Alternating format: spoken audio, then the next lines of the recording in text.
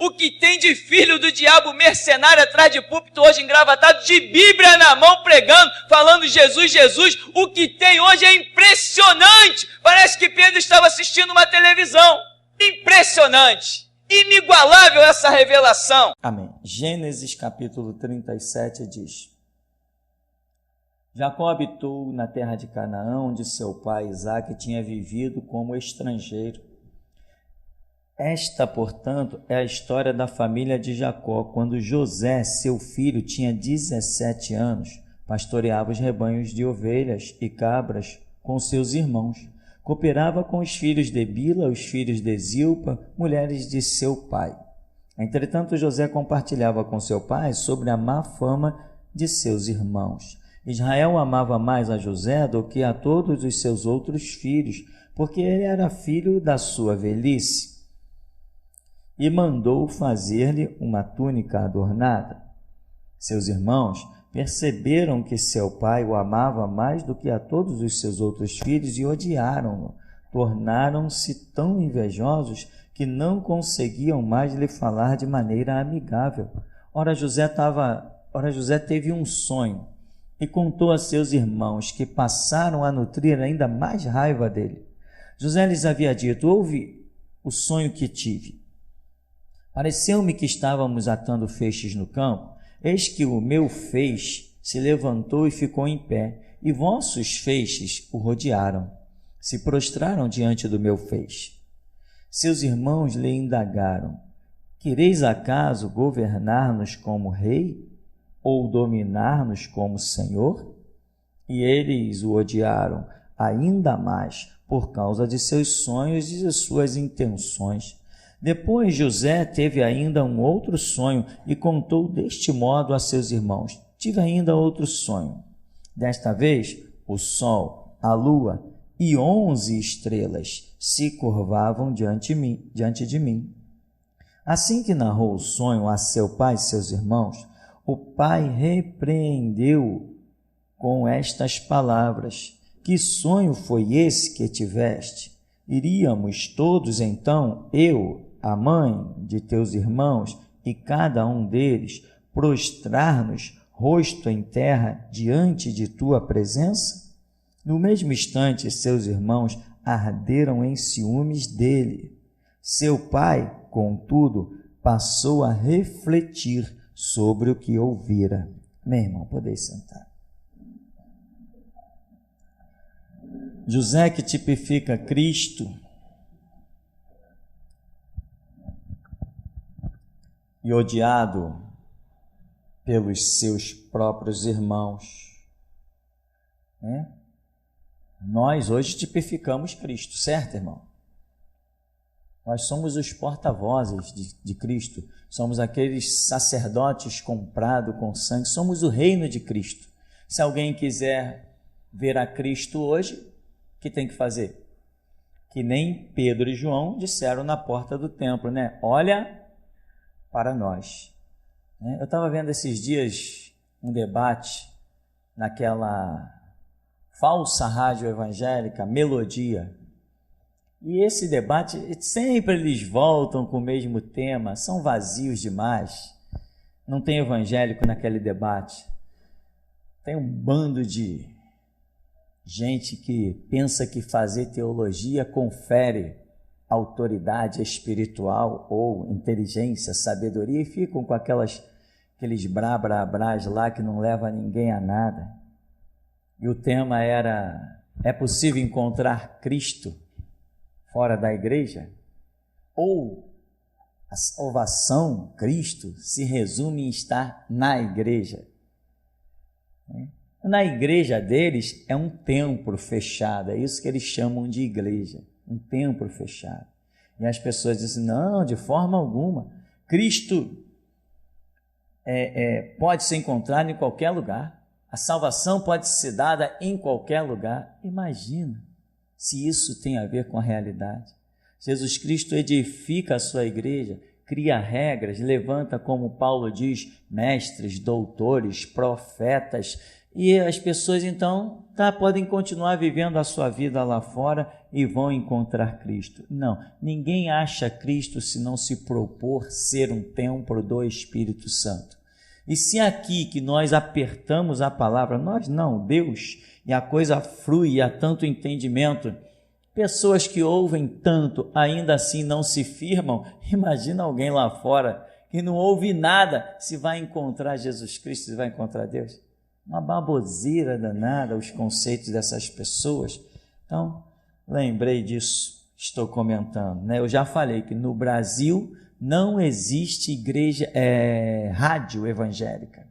Não existe rádio evangélica no Brasil. E não existe também canal de TV evangélico no Brasil. Não existe, eu não reconheço nada. Eu só reconheço um bando de palhaços que pensa que fez um cursinho de teologia e um bando de mercenários que não podem falar sem expor uma conta bancária para receber a oferta.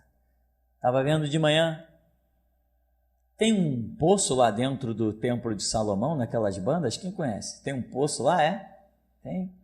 Aí eles estavam lá, os palhaços ao redor do poço. Você vai vir e vai receber uma gota dessa água e o milagre vai acontecer. Né? Existe um outro delinquente, filho do diabo. Por que eu friso? Eu friso porque muita gente acha que esse cara é o bom, que ele prega, que ele é sábio. Então estou dizendo, um filho do diabo chamado João Ribe Palharim, filho do diabo, servo de Satanás. Tá? É isso que ele é, filho do diabo, servo de Satanás. O que ele é? Ele é apenas um rascunho mal acabado da Universal, da Mundial e do R.R. Soares. Só isso que ele é. Ele faz as mesmas coisas. Estava ouvindo a propaganda dele na rádio, que agora eu estou sintonizando mais a rádio, para ficar informado, né, irmão? E ele estava lá. Venha nas igrejas Paz e Vida. Você vai receber o óleo ungido, você vai receber a água não sei o que, você vai receber o envelope não sei das quantas. É um filho do diabo, servo de Satanás. Se alguém te perguntar, o que teu pastor acha do João Ribe Palharim? Diga, o meu pastor diz que ele é um servo do diabo, um filho de Satanás, um progenitor das trevas. É isso que ele é, tá, irmão? Porque às vezes tem tantos nomes aí no Brasil que alguns passam desapercebidos, né? Como esse, não vejo ele na televisão, eu não me lembro de falar dele. Mas, como eu ouvi o rádio, então eu estou declarando. É isso, não é simplesmente o que eu penso dele, não. É o que eu aceito o desafio, expondo a minha vida ou os meus maiores valores, ou o que eu mais amar, eu exponho no desafio. Ele é um servo do diabo. Ele é um mentiroso, ele é um mercenário, ele é um ladrão. Ele não entrou pela porta. Ele é um ladrão tentando arrebanhar ovelhas e está arrebanhando. E está arrebanhando, porque Jesus falou, um cego também guia outros cegos. E o que é um cego? Mesmo o povo de Deus pode ser cego. Os que tinham pergaminho, os que tinham as sinagogas, Jesus falou, vós tendes por pai o diabo, então ele é um cego. Eu estou aqui, vocês não me reconhecem, vocês não discernem o tempo e as estações, mas nós temos por pai Abraão, nós recebemos a lei de Moisés, mas vocês são cegos. E assim, muito crentinho besta, por causa de propaganda, está entrando nessas organizações por aí e assinando a sua sentença de morte. Porque tem gente que gosta de dizer assim, né? Uma vez eu encontrei uma jovem senhora, né? Uma mulher nova, assim, em menos dos seus 40 anos. Não, irmão, eu gosto de ir na igreja tal, porque aquele pastor tem programa na televisão, né? Então é um status.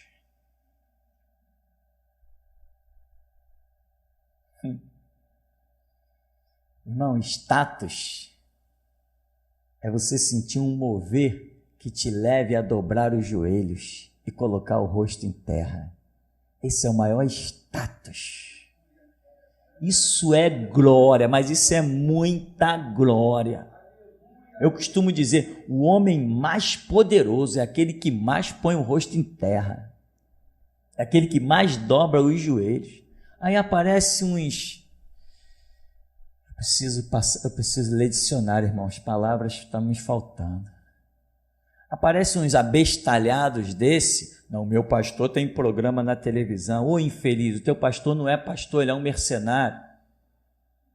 Alguém encontra os irmãos aqui do ministério. Poxa, a igreja tal, quantas tem? Tem quantos lugares? Aí os irmãos já aprenderam, né? Não, tem num lugar só. Mas como num lugar só? Ora, o pastor pode estar em 2 lugares ao mesmo tempo? Não, mas o meu pastor tem 10 congregações, porque o teu pastor é pilantra, é ladrão, é sem vergonha, é um canalha. É isso que é o teu pastor. Como é que o homem vai ter 10 congregações, cada uma com 3 cultos na semana, se ele não pode estar lá? O que ele faz? Ele põe gente lá para arrecadar dinheiro para ele. Ele é um pilantra, ele é um mercenário. Tinha um aqui, pertinho. O pastor aparecia uma vez por mês para arrecadar os dízimos que o menino ia colhendo todos os cultos. E a mãe dele, meu filho tem chamado. Eu dizia assim, tem sim, mas não é agora, e não é com esse homem é um ladrão, é um sem vergonha e vai destruir a vida do teu filho. Destruiu, não só do filho como dela também, e arrasou com todo mundo, destruiu. Deixou eles com dívida pelo pescoço, o filho desviado, hoje quer ouvir falar de tudo, menos de Deus. E aí ela encontra as pessoas da rua e diz, é bem que falou lá na igreja do Tupirani, né? Ah, é? Todo mundo gosta de ouvir, né? Não, teu filho tem chamado. Poderoso Deus chamou o teu filho, qual é a idade dele? 15 anos, caramba, que chamado. Meu irmão, Deus não chama menino, não. Deus chama quando o caráter de homem se firmou. No púlpito de Jeová não tem criança, não. Tá? Jeremias falou, mas eu sou uma criança. Não, que criança? Não diga sou uma criança. Eu não chamo criança. Amém, meu irmão? Que papo de criança? Se ele fosse uma criança, Deus diria, não, eu sei que tu é uma criança, mas não digas sou uma criança, porque Deus não chama moleque, Deus chama homem com caráter, com firmeza, com equilíbrio. Homem que fala e aposta a vida, como eu estou dizendo, universal, mundial, internacional da graça, João Ribe, Palharim, Pentecostal, Deus é amor, é tudo templo de Satanás, tudo a serviço do diabo. As assembleias de Deus, que seu palanque, seu púlpito virou um palanque de político, é tudo templo do diabo. É tudo templo do diabo. Aqui embaixo tem outro. Aqui embaixo tem outra assembleia ali na rua Nabuco de Freitas, bem no finalzinho aqui, dá até para ver daqui. O pastor aparece aí de vez em quando, só para recolher os dízimos. E lá está o coitado do rapaz, sou dirigente da congregação. Que dirigente de congregação, meu irmão? Que dirigente, meu irmão? Está arrecadando, servindo de arrecadação de dinheiro para mercenário. A gente que não tem nenhum valor, gente que não suporta uma palavra. Quando a gente joga um caminhão de palavras na cara deles, eles fogem. Se alguém me disser qualquer coisa, meu irmão, vai ter que apostar a vida no que diz. Agora eles fogem e o povo fica lá. Eu estou fazendo a obra do Senhor. Tu não está fazendo a obra de Senhor nenhuma, tu está fazendo a obra de um mercenário, de um ladrão, de um sem vergonha. Irmão, José tem seus sonhos, mas não é um sonho que...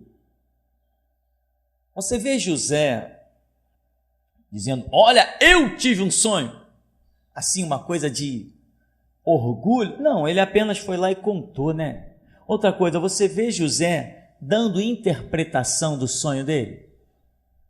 Não, ele apenas contou o sonho e o Espírito de Deus traduziu para os seus irmãos, que ficaram irados. Eles entenderam o que ia acontecer, que José ia reinar sobre eles. E eles se levantaram, não contra os sonhos de José, porque eles sabiam muito bem que um homem não pode, pela sua própria cabeça, produzir os seus sonhos. Alguém aí tem condições de escolher o que vai sonhar essa noite? Como? É impossível, nós sabemos disso. E os irmãos de José também sabiam, eles sabiam que o sonho vinha de Deus. Mas eles não queriam aceitar aquele projeto. Então eles se levantam contra um projeto de Deus. Vai se cumprir com aquele dali? Vamos matar esse cara. Quando a gente matar ele, ele não vai mais reinar sobre nós, porque nós vamos destruir esse projeto. Irmão, preste muita atenção. Ande com Jesus e você saberá que os planos que ele disse que tem na tua vida são indestrutíveis. Você precisa entender essa comunhão de andar com Deus, essa convicção. Se Deus tem um projeto, esse projeto às vezes acontece em sonhos. O profeta que te esbarra no meio do caminho, a visão que Deus te dá, o que Deus trata contigo na intimidade, a palavra que ele te fala. Uma vez no começo da minha caminhada, eu estava dentro de uma igreja batista, já falei isso, acho que já falei umas 20 vezes, sentado na borda do batistério da igreja batista, lá estava eu. Um batistério, um tanquezinho alto que tinha assim para batizar as pessoas. E eu estava ali lendo a Bíblia, antes do culto começar, sempre chegava cedo na igreja, muito cedo, sempre gostei de chegar cedo. Esse negócio de chegar na igreja com o culto já ter começado, irmão, é como se estivesse faltando um pedaço. Nunca aceitei isso. A igreja para mim, eu cansei de chegar atrasado em empregos por aí, onde eu tinha carteira assinada, cansei de chegar atrasado, mas na igreja isso não acontecia. Eu chegava cedo. Aí, quando eu estou sentado naquela borda, eu abri a Bíblia e estava lendo Mateus capítulo 3, voz do que clama no deserto, preparai o caminho do Senhor. E tal, eu comecei a ler aquilo ali, eu senti uma voz dentro de mim falar assim: você é a voz do que clama na cidade. Mas eu era muito novo para entender aquilo, eu só fui entender aquilo muitos anos depois, porque aquilo ficou inesquecível. E o Espírito Santo sempre regava aquilo. Eu sentado ali dentro de uma igreja batista, na borda de um batistério, no quintal, e lendo voz do que clama no deserto, preparai o caminho do Senhor, e eu olhando para aquele texto, e a voz dizia assim: você é a voz do que clama na cidade. Eu não tinha condição de entender nada daquilo. Hoje eu entendo perfeitamente. Hoje eu entendo perfeitamente. Isso aconteceu há uns 27, 26 anos atrás, quando isso aconteceu. Hoje não tenho dúvida nenhuma de tudo isso que Deus veio falando o tempo todo. Tem um irmão aqui na igreja, não sei se ele já participou com alguém aí, ele conta que ele estava vindo para a igreja e quando ele vinha pela cidade, pela calçada da cidade, vinha a pé para a igreja aí, e ele vinha no meio do caminho, ele ouviu uma voz, ele vinha pensando na igreja e ele ouviu uma voz dizer assim: ele é o Elias. Com quem o irmão participou isso aí? Não vou dizer quem é o irmão não. Quem ouviu isso aí de algum irmão? Você ouviu? Então ele participou a você. Então, ele ouviu isso assim: ele é o Elias. E sempre que ele me manda um contato, que conversa comigo, ele manda assim no zap: porque eu sei quem você é. Eu acho aquilo engraçado. Mas, irmão, é Deus, vai testemunhando nas pessoas, vai testificando as coisas, sabe? E os planos de Deus não podem ser frustrados. Se dependesse das pessoas, geração Jesus Cristo não existiria. A menos que eu estivesse aqui pregando paz e amor, chamando os pregadores de fora para vir aqui. Imagina que mercenarismo descarado. Vamos imaginar, eu trabalho aqui o mês inteiro, em todos os cultos e fora dos dias de culto, sempre ajeitando. Eu trabalho aqui, meu irmão, na igreja, o mês inteirinho, todos os dias. Aí vamos chamar alguém para vir pregar aqui. O camarada vem, prega, vamos dizer, 1 hora, eu tenho que pagar para esse camarada 10 mil reais porque ele veio pregar 1 hora, ou então 5 mil reais, ou então 1.000 reais que seja, ou 500 reais que seja. Ora, nós estamos aqui trabalhando por essa obra todo dia, Aí vem um camarada pregar aqui, um dia eu pago a ele uma fortuna. Como aqui não tem disso, essa igreja não é aceita. Essa igreja não cai na graça do povão. E não é para cair na graça do povão mesmo. Ela é para cair na graça somente dos guerreiros selecionados, que sabem muito bem o que tem recebido do Senhor, que quando senta aí nesse banco, sente Deus, quando fecha os olhos, vê os céus abertos. Esses são os que realmente têm que entender as coisas. Então, irmão, José tem seus sonhos e seus irmãos ficam furiosos. Irmão, saiba de uma coisa, se Deus te deu a revelação, se Deus te entregou, que se exploda o mundo. Que se exploda o mundo. Por mais que eles lutem e combatam contra você, por mais que eles tenham as mãos sedentas de sangue e as armas todas a seus favores, a consumação eles nunca conseguirão realizar. Nunca conseguirão. Ninguém frustra um plano de Deus. Eu sei os projetos que Deus tem na minha vida, eu não sei se outros pastores chegaram a saber tanto dos planos de Deus na sua vida como eu sei dos de Deus na minha vida. E eu falo, eu sou imortal. Como diz o hino, não morrerei enquanto a promessa não se cumprir. Quem tem promessa de Deus não morre não, não desiste não, e tem a fé de Abraão. Nada vai obstruir a tua caminhada. Se te jogarem na cova dos leões, irmão, tu vai sair de lá. Se te jogarem na fornalha, esse fogo vai ser danificado, ele vai esfriar, mas você vai sair de lá. Se te jogarem dentro de uma cova e você ficar lá 4 dias, ou 10 dias, ou 20 dias, ou um mês, não interessa, daqui a pouco alguém vai te ver de pé. Dizendo, como que você saiu daquela cova? Você ouviu a voz, Lázaro, sai para fora. Então, enquanto Deus não cumprir na sua vida os projetos que Ele tem, Ele muda os tempos, as estações, Ele transforma a morte em vida, as trevas em luz, Ele aniquila exércitos, Ele esmiuça a penha, a rocha, mas o que Ele te disse, Ele vai honrar, nem que Ele tenha que matar o planeta inteiro e deixar só você de pé. É assim, irmão, é assim, é só assim e ponto final. Mas mais para o inferno é assim, porque Deus honra a sua palavra, vela sobre ela para cumprir. Deus não é uma estátua pregada em cima de um tabrado. O nosso Deus é real. Você fala com Ele, Ele fala contigo. Você olha para Ele, Ele olha para ti. Você procura saber, Senhor, quais são os teus caminhos? Ele, meus caminhos são aquele ali, vai. Quando você pensa que está sozinho, a palavra dele já ecoou, vinde após mim. Ele está sempre na tua frente, está sempre contigo, abrindo os teus caminhos. Se tem um projeto de Deus na tua vida, meu irmão, anda na vereda, porque ele vai se cumprir, até mesmo quando você se julga incapaz. Ele vai se cumprir. Lembra da profecia que falaram a respeito de eu e do violão? Uma irmã, eu estava dedilhando o violão, não tocava, eu estava ali dedilhando o violão, fazia umas besteirinhas, e a irmã olhou para mim e disse assim, você está aí brincando com esse violão, né? Pois eu te vejo igualzinho a Davi. Eu vejo você na frente do povo do Senhor, dedilhando o violão, e Deus operando maravilhas. Não foi isso que aconteceu lá na casa do Alessandro?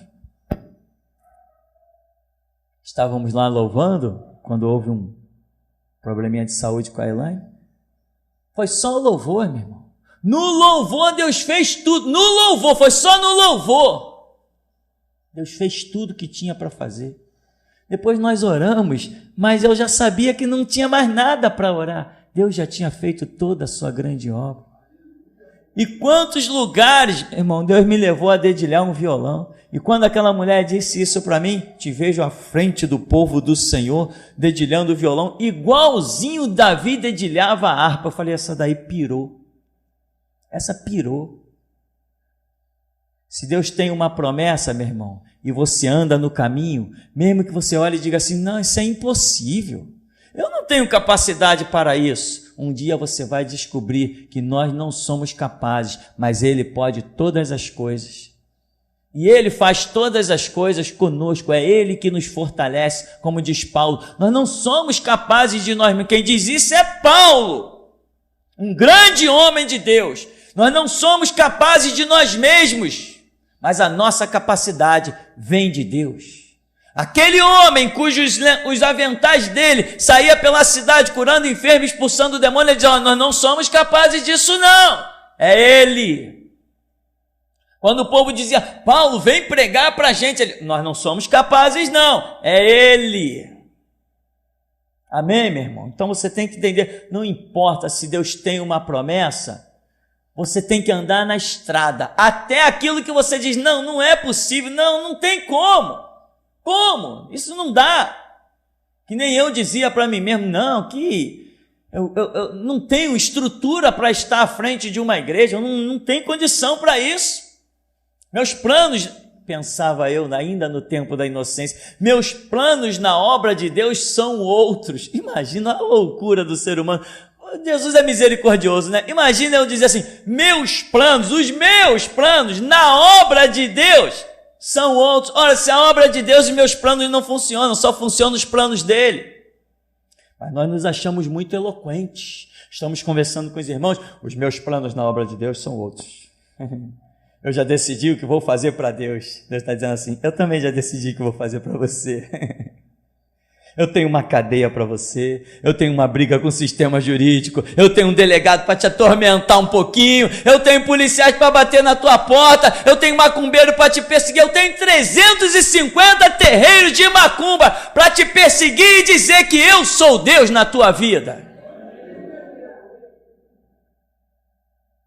Entende, irmão? Não importa.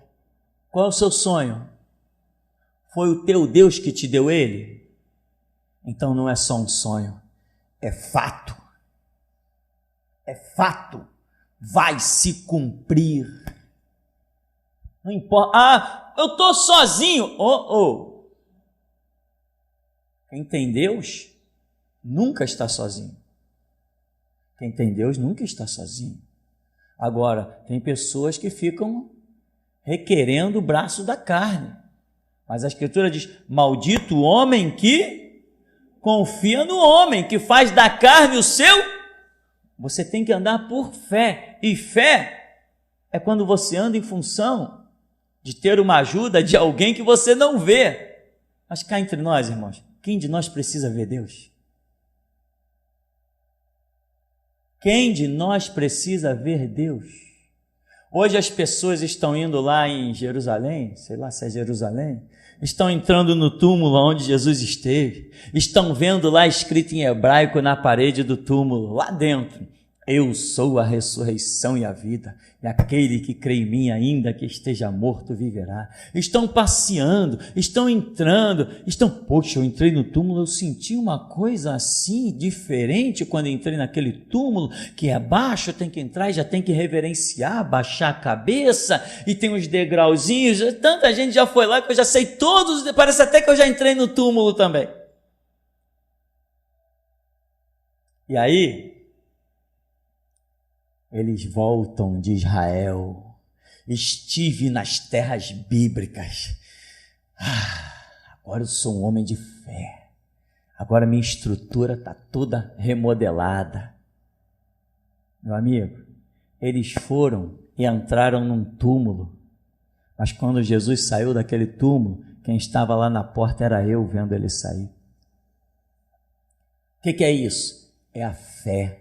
Eles foram, entraram no túmulo, mas as suas vidas continuam sem nenhuma expressão. Sabe por quê? Porque não há projeto de Deus na vida deles. Eu conheci uma pessoa pobre que jamais poderia pisar em Israel. E Deus a arrebatou e levou ela em todas as ruas de Jerusalém. E ela passeou em tudo, entrou no túmulo de Jesus, entrou em vários lugares, e quando descreveu tudo, o arqueólogo que estava lá no dia do arrebatamento dentro do gabinete do pastor falou assim: é exatamente assim, porque eu já estive lá e é exatamente isso, é isso que está escrito, é tudo isso.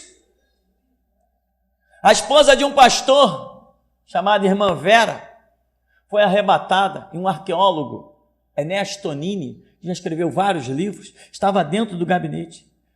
E os anjos vieram e a pegaram.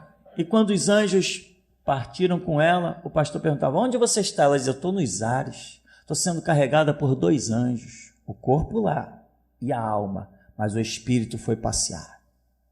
E ela dizia: agora eu estou chegando numa cidade. Que cidade é essa? O anjo está dizendo que é Jerusalém. Aí o Ernesto Tonini, o arqueólogo, um pouco incrédulo, vamos dizer um pouco, tá, irmão? Um pouquinho incrédulo. Aí ele perguntava assim: então como é que são as ruas de Jerusalém? Aí ela dizia assim: são ruas muito estreitas, tudo rua estreita. Aí ele dizia: bom, é verdade, né? É. Então pede para o anjo te levar no túmulo de Jesus. Aí ela diz assim: ele já está levando. Estou chegando no túmulo. A porta é estreita. Tem que baixar a cabeça para passar. E logo a seguir tem 2 degraus. Aí o homem que já tinha ido lá, ó, quantas vezes escreveu a arqueologia das terras bíblicas. Ele diz assim: é verdade, é isso mesmo. É assim. Aí ele disse assim: na parede tem uma coisa escrita dentro desse túmulo. O que está escrito? Aí ela disse assim: eu não sei, porque está num idioma que eu não sei ler. Aí o anjo dizia assim para ela: está em hebraico. Aí ela disse: está em hebraico.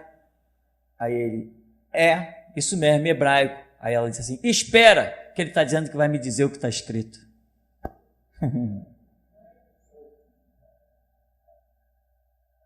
Quando está todo mundo esperando, calmamente, daqui a pouco ela diz assim: olha, ele disse que está escrito: eu sou a ressurreição e a vida, e aquele que crê em mim, ainda que esteja morto, viverá.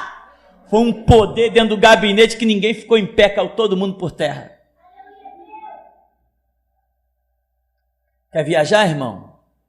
Viaje no reino do Espírito. Você nunca mais será o mesmo quando voltar dessa viagem. Mas tem gente que está viajando porque seu dinheiro permite e as suas vidas não mudam para nada. Viaje no reino do Espírito. Se alguém disser assim: mas há controvérsias a respeito de Jesus, eu digo assim: diz qual é a controvérsia que eu elimino todas elas. Mas tem gente que não crê em Deus, não crê porque é um jumento, porque até os céus proclamam a glória de Deus, o firmamento anuncia a obra das suas mãos. Não, mas existe muitas religiões, muito papo, muito ateu, muito isso. Traz todo mundo junto de mim, que eu vou abrir a boca e vou provar para eles que o meu Deus é vivo, é real. Não vivemos uma fábula, irmão. Não vivemos uma fábula. E às vezes, uma vez, uma pessoa, eu estava num projeto tipo impossível. E a pessoa chegou para mim e falou assim: rapaz, isso aí não dá certo não. Não sei quem já tentou, e o cara é isso, o outro já tentou, é aquilo. Eu disse assim: rapaz, todos podem tentar e não vai dar certo. Só que eu não vim tentar. Eu vim fazer, porque Deus me mandou fazer. Quando o cara viu o projeto de pé, funcionando, ele falou assim: realmente tu conseguiu, né? Eu falei: não consegui nada não, eu apenas obedeci, ele mandou fazer, eu fui, fiz e está feito. Nosso Deus, irmão, é tremendo. Se ele tem um plano, mas ele tem um plano na sua vida? Você já identificou que ele tem um plano? Em todas quantas são as promessas de Deus, nelas temos o sim. A promessa é para aqueles que creem no sangue de Cristo. A promessa é para aqueles que abandonam o seu altruísmo, abandonam o seu orgulho, a sua vaidade, aqueles que abandonam os seus pecados, para esses é a promessa. Basta você começar a caminhar na palavra, na estrada, na vereda apertada, porque a vereda do justo é como a luz da aurora, mas é uma vereda. Cuidado com os caminhos largos, meu irmão. Cuidado com as conquistas fáceis. Porque a vereda do justo, um caminho apertado, é como a luz da aurora e vai brilhar até ser um dia perfeito. Mas cuidado, tem muita gente, esse caminho aqui vai ser bom, esse caminho eu vou ganhar dinheiro, esse caminho aqui eu vou prosperar, esse caminho aqui eu vou assumir a igreja, eu vou levar um presente bem caro para o pastor que ele vai me botar na frente. Aqui tu sabe que não tem isso, mas por aí? Agora aqui, muitos novos que chegaram aqui, pastor, eu trouxe isso aqui, trouxe isso aqui para o ministério. Achando que porque ele trouxe que eu ia chamar ele para assumir alguma coisa no ministério. Quando eu não chamei, foi embora. Já teve gente que trouxe coisas para o ministério, equipamentos que tinham senha. E a pessoa deu o equipamento, mas não deu a senha.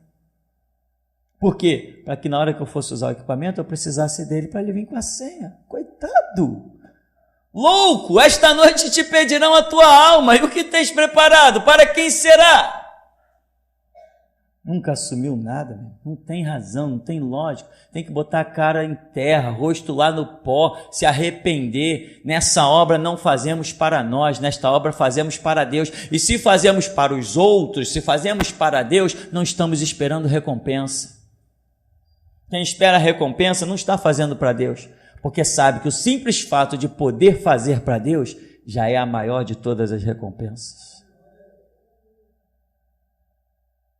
Né? Já vi assim aqueles irmãos, naquele tempo antigo, né, irmão? Não vamos falar de denominação, não.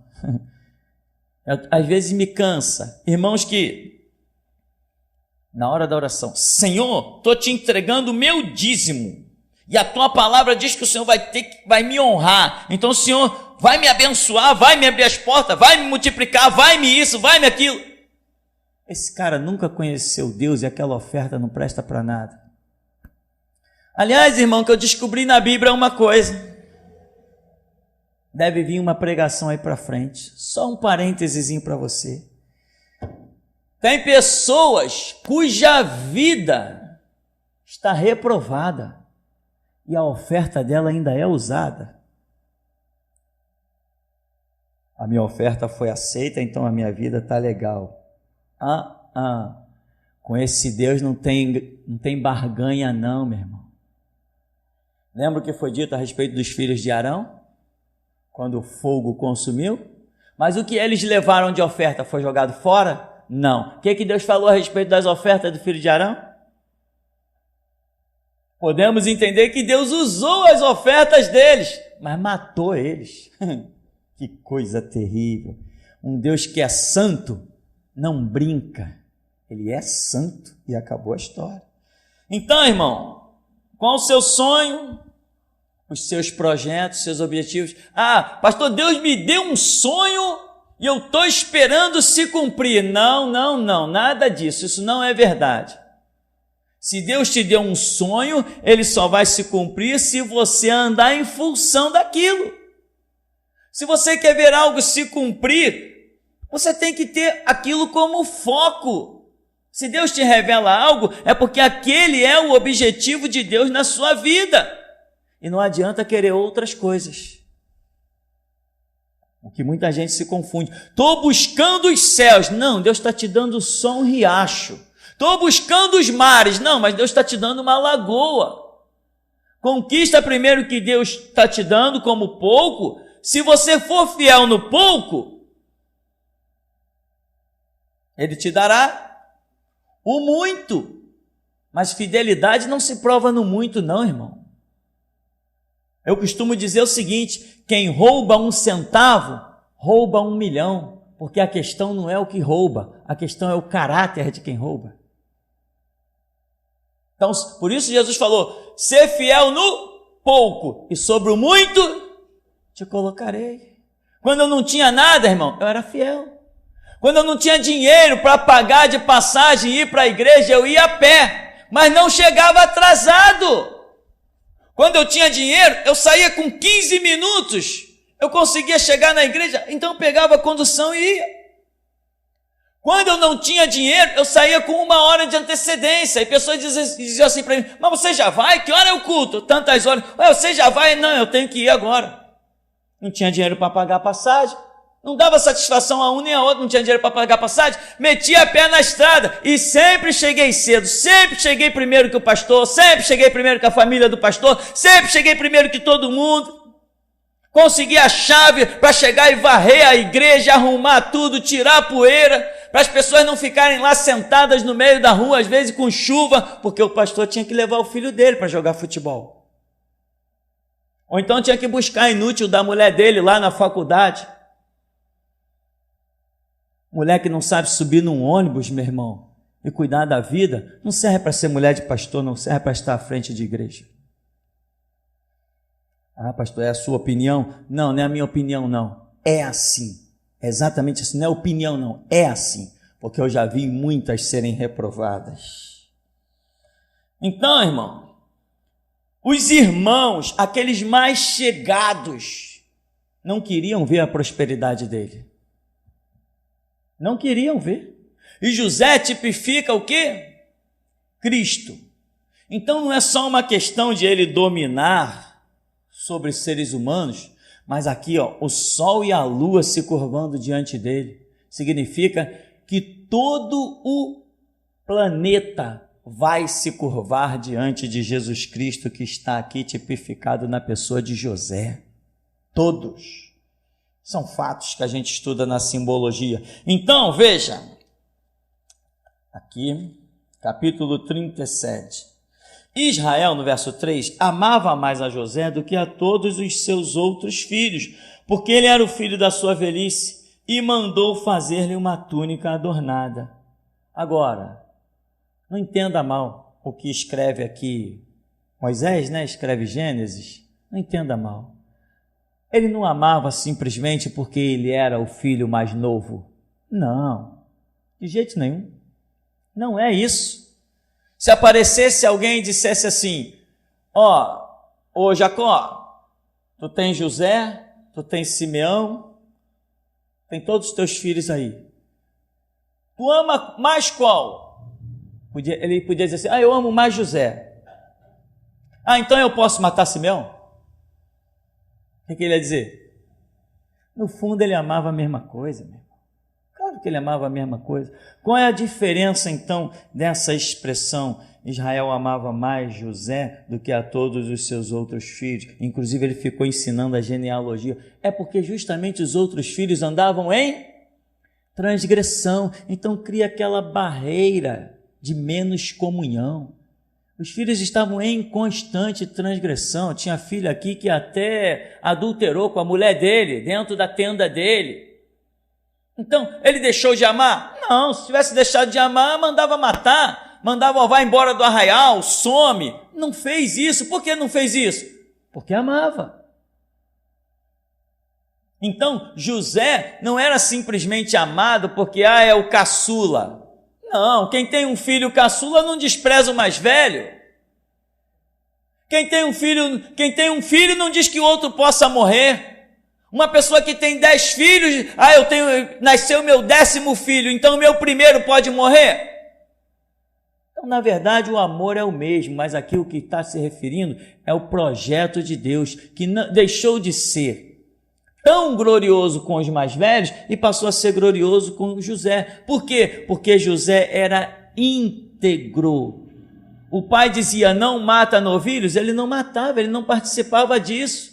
Tinha o tempo certo de matar os novilhos, porque senão ia faltar comida para toda a clã, toda a tribo. Então, José andava integramente diante de Jacó, e ele vendo aquilo, ele falou: vem cá, José, tu não vai mais para o campo, não. Eu vou te ensinar, Abraão gerou a Isaac, Isaac gerou a Jacó, Jacó a seus filhos, tal. Ele começou a ministrar as escrituras e a genealogia de Abraão para José, porque entendeu que José viria a ser um grande patriarca. E os seus irmãos ficaram irados, porque tem irmão, tá, irmã? Irmão, como a gente vê aí na internet, né, que a gente diz: ué, cara, tu é crente? cara diz, eu sou da igreja tal, e vocês, tomara que vocês morram, tomara que os muçulmanos fuzilem vocês, tomara... Eu digo assim, ué, mas tu é crente, é? Tu é crente, cara? Aí o cara se toca, né? Se toca, aí sai de cena e vai pastar, né? Cheios de ódio, cheio de rancor, doido para ver morte, doido para ver sangue. Aí eu digo assim, ué, tu é crente, é? Aí ele cai na real de que ele não é crente, né? Então, José é aquela pessoa que não está com os mesmos comportamentos dos seus irmãos. Seus irmãos percebem tudo e esses seus irmãos passam a odiá-lo. Sabe, irmão? É lamentável essa parte da história. Assim como Pedro, Paulo e outros no Novo Testamento encontraram seus problemas, lá no Antigo Testamento também teve seus problemas, como por exemplo o próprio José aqui, nós também continuaremos ter, porque não há nada novo debaixo desse céu. E muitas vezes nós chegamos, poxa, Deus falou isso, Deus mostrou aquilo, aí o cara diz, ele é maluco, ele é louco. Não conversa com fulano não diz nada com ele não, ignora ele, vamos dar um gelo nele. Quando os teus amigos te derem um gelo, meu irmão, é porque você realmente encontrou o centro da vontade de Deus. É ali, meu irmão, é ali. Quando a tua vizinha virar a cara para você e você souber que ela está dizendo assim, pô, tomara que fulana passe fome. Você sabe que tem um detalhe, que Deus não deixa os seus envergonhados, aquilo que Ele promete, Ele cumpre. O Deus que multiplicou pães e peixes, que fez uma nação atravessar um deserto, é o mesmo, vive e reina pelos séculos dos séculos sem fim. Nenhuma das suas palavras cairá por terra, nenhum dos seus projetos jamais sofrerá detrimento. Aquilo que Ele ordenou, Ele cumprirá. E quando Ele não vê o que poder multiplicar por você, sabe o que Ele vai fazer? Haja e haverá. Então, irmão, Deus te deu uma visão, Deus te deu um entendimento, Deus te deu uma compreensão, Deus te deu um sonho, Deus te deu uma visão. Foi Deus que te deu, põe à prova, põe à prova. Tivemos uma experiência interessante, um irmão lá da África, que deve estar nos ouvindo, porque não perde nenhuma. Um irmão da África, ele dizia, pastor, eu tive essa situação. Eu não quis incomodar o pastor, mas eu pedi a Deus que no próximo culto, ainda que o pastor não usasse esse texto e não falasse dessa situação, que o pastor mencionasse alguma coisa que tenha a ver com a minha história. Irmão, eu usei todos os textos que ele leu e falei de todos os personagens que ele mencionou em oração a Deus. Fiquei impressionado com aquilo ali, senti o impacto na hora. Coisa tremenda. Então, irmão, se é Deus que te deu uma palavra, se é Deus que te deu um sinal, levanta a cabeça, eleva os olhos para os altos e saiba que o teu socorro não vem de homens. Vem do Senhor Deus que fez os céus e a terra. É Ele quem não deixará vacilar o teu pé. Não fica com medo de escorregar. Não fica com medo de não ter quem te estenda a mão. Não fica com medo de não ter quem te dê um prato de comida, nem um copo d'água. Não fica. Não faz aliança com homens para matar tua fome. Porque Jeová Jirê ainda é o mesmo. Sabe, irmão? José não se deteve. Tive um sonho, muitos diriam assim, né? Hoje os pregadores, tá vendo, irmão? José foi contar o sonho, olha no que deu.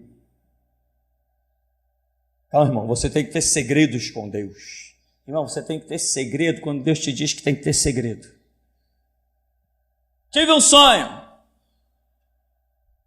É mesmo? Tive um sonho. Deus não disse para eu não contar? Não estou vendo nenhum problema? O Espírito está testificando, está me dando liberdade. Irmão, tive um sonho assim. Não, irmão, não pode contar. Tem que ficar em segredo com Deus. Irmão, é para aquilo, muitas vezes aquilo que Jesus te fala ao pé do ouvido, é para você apregoar os telhados. E quer eles ouçam, quer deixem de ouvir, saberão que houve um profeta no meio deles. Porque Deus, meu irmão, quando tem algo para realizar, Ele não está enxergando barreiras. nem impedimentos. Muitas vezes é o próprio homem que coloca as suas barreiras e Deus fica empurrando o camarada e ele não vai, não anda. Empaca que nem uma mula e não anda para canto nenhum. Quer ver os céus abertos, meu irmão? Então dobra os joelhos. Quer sentir Deus? Vai até onde Deus está. Não fique esperando, tocando a sua vida só natural, não. Sacrifica um pouco o teu Isaac. Porque tem gente, meu irmão, que está vivendo escravo do trabalho, quando poderia ter mais paz e se dedicar a uma escritura, se dedicar a uma oração, e haver um novo mundo e um novo Deus. Mas está rendido às situações, está vencido pelo sistema, eclésia, chamados para fora. Crente não está preocupado com a aposentadoria, porque quem trabalha para Deus não se aposenta, até o seu último segundo produz fruto. E digno é o meu obreiro do seu salário, disse o Deus vivo que não mente nem se engana. E dizem lá os pregadores, está vendo, irmão? Você não pode contar. Pode sim, meu irmão, pode. Foi Deus que te deu? Conta. Se ele não te disse para não contar, pode contar. E deixa todos os exércitos se prepararem para neutralizar o sonho que Deus te deu. Enquanto os exércitos estão se preparando, você começa a examinar que tipo de gargalhada você vai dar. Porque você pode todas as coisas naquele que te fortalece, inclusive vencer exércitos. Os sonhos de Deus não se frustram jamais. Não se frustram jamais. Hoje, as nossas mensagens abalam a África, quando os irmãos lá estão distribuindo CD e DVD, os sites, e eles são chamados de ovelha negra, porque nós começamos uma grande obra nesse lugar. Deus começou por nós uma grande obra. Hoje, aonde chegam os CDs, aonde chegam os DVDs, aonde chegam os sites, os irmãos põem os seus dentes para fora e as suas garras afiadas. E eu vou te dizer uma coisa, se dependesse dos evangélicos, e em especial os evangélicos do Santo Cristo, se dependesse deles, eles já teriam me esquartejado. Mas cada dia que passa, fica mais difícil deles olhar para nós, porque grandes coisas fez o Senhor por nós. Quando você tem uma promessa de Deus, corre em função dela, irmão. Não te detém. Eu dizia no começo, se Baal é Deus, seguir. Se o Senhor é Deus, seguir. Disse Josué, eu e a minha casa vamos servir ao Senhor. Não tenha uma balança equilibrada com esse mundo. Tem uma balança radical. As coisas de Deus têm que pesar poderosamente na sua vida, em toda a sua estrutura. Não põe seu filho para aprender só as coisas desse colégio aí. Colégio cujos professores estão na mão do capeta, na mão do diabo, governados por Satanás. Teve uma notícia que me mandaram. Um menininho lá falou o quê? Discriminou, chamou um coleguinha de boiola, sei lá de quê. Aí a professora foi mostrar para ele revestinha de homem fazendo sexo com homem. É isso que está ministrando lá para os nossos filhos. Se você for uma pessoa temperada, o teu filho vai ser temperado. E quem é temperado vai se sentir muito bem em Sodoma e Gomorra. Mas Ló não era temperado e afligia a sua alma todos os dias. E foi ele que foi tirado de Sodoma e posto na glória de Deus. Tem que ser radical. Deus te deu uma visão. Deus te trouxe para cá para quê?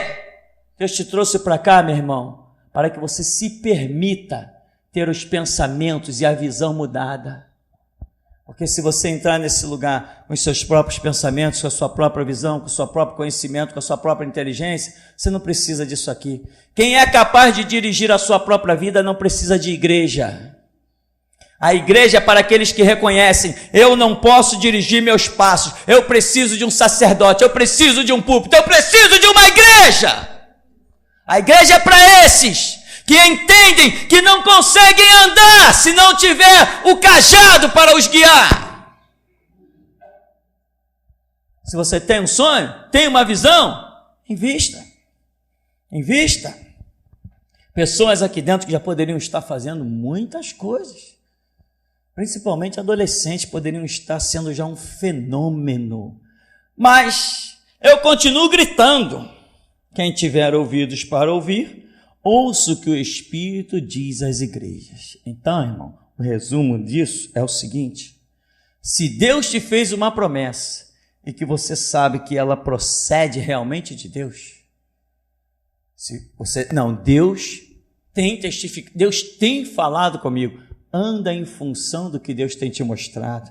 Não adianta você ouvir uma mensagem, caramba, aquela mensagem falou muito comigo, mas daqui a uma semana você já esqueceu. Se a mensagem falou muito contigo, você vai chegar ali, vai pegar, seja lá no Zap, seja no site, aonde for, você vai pegar aquela mensagem, meu irmão, e tem que ouvir até que aquilo se escreva nas tábuas do teu coração e você nunca mais esqueça. Quando Deus olhar e ver o valor que você está dando àquilo, Ele fará na tua vida muito além do que pedimos ou pensamos. Até aqui, irmão. Nos tem ajudado, Senhor.